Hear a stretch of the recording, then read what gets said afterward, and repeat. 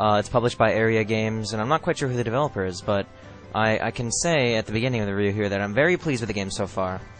I'm at the character selection screen, or character creation screen, I mean, right now, for the game, and it's there's quite a lot of customization you can do with your character.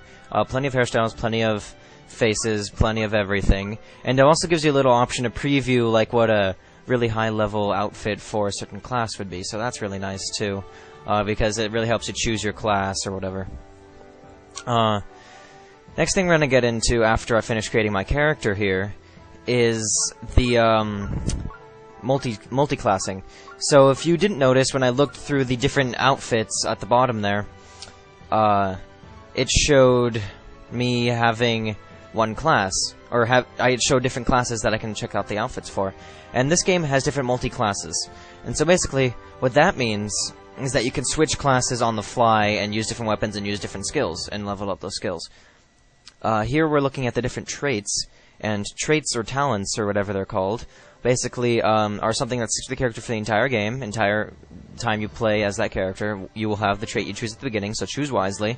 And they're kind of like a specialty. You'll notice that some are more magic-oriented, some are more physically-oriented, like the one that's selected right now.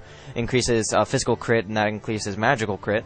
So, there are these things, these traits for all sorts of things.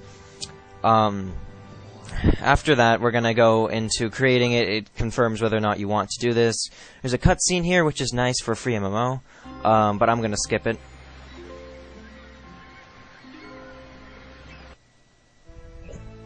So when we first get in, we're greeted with a quest prompt. As you can see, the graphics aren't half bad for a free-to-play game. However, it is pretty overcrowded. This is me going on to Channel 1 because I didn't know any better. However, this is the first day of the closed beta test, and so you can kind of expect it to be crowded. Quests are generally easy to do because you can open up your quest log with L, and it allows you to just go, like, click a button that'll take you to wherever you were going to go before. As you see right there, I tried to change channels because it was overcrowded. However, changing channels, there's a 10-second delay, and I didn't really want to have to wait through that 10-second delay while I was recording. So, you guys can bear with me for that, I guess. Right here I was confused. I was like, what? I thought I had to go to this guy for the quest. So I guess I was like, okay, so maybe I have to do that first. No, I don't have to do that first. But this isn't a flaw in the game, just me being pretty stupid. So then I realized I have to go talk to someone here. And so I see, oh, ... Okay, I go talk to him. But the quest system in this game is really good. If I would have to say the grind isn't too bad at all. The grind is basically, maybe you'll have to grind a little bit to get to your next quest, but ultimately the quests determine your leveling speed. If you do quests, you're going to level up really quickly.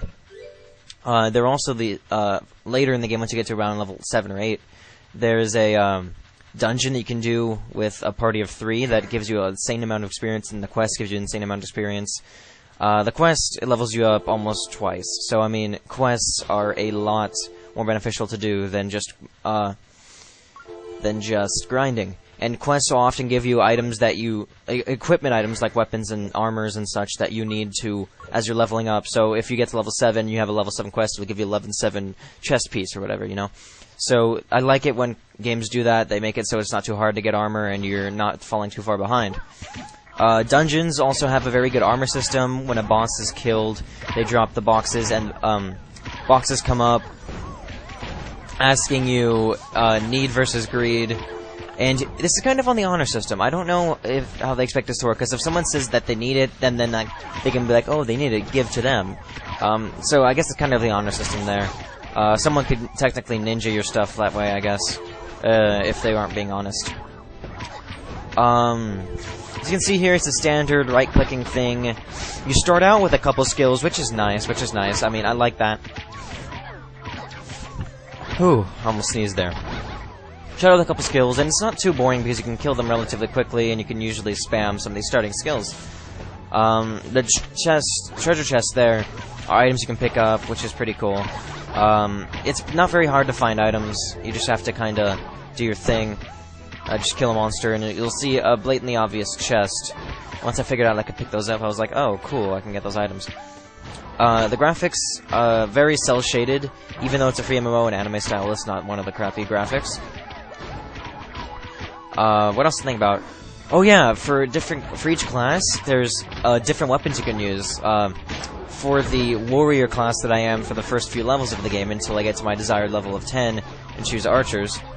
Actually, I'll go to that minute. Right now we're looking at the skill screen. Down there, on the bottom, in the bottom middle, we have, like, intelligence. Not really intelligence, but skills that you can learn based on... Like, you can learn using the, education points. And those are permanent increases to your stats, and every time you level up your class, you get more of those. And those are class-specific, so you have a set of skills for your class, a set of skills for your trait, a set of skills for your... another set of active skills for your class. So you have passive skills for your class, active skills for your class, and some skills for your traits. And you also have some, like, kind of trait-like skills that come with each class. So, I mean, there are a lot of skills in this game. It's really, pretty easy to get skills up to high levels quickly because they don't use skill points. Like, active skills don't use skill points. They use these things... they use actual, like, currency. You, pay, like, silver or gold or whatever to get the skills. And you might think that this would be really bad because, oh yeah, I'm going to be so poor I won't be able to buy potions or anything. That's not really the case. Quests are really generous when it comes to money. They usually give you all the money you need.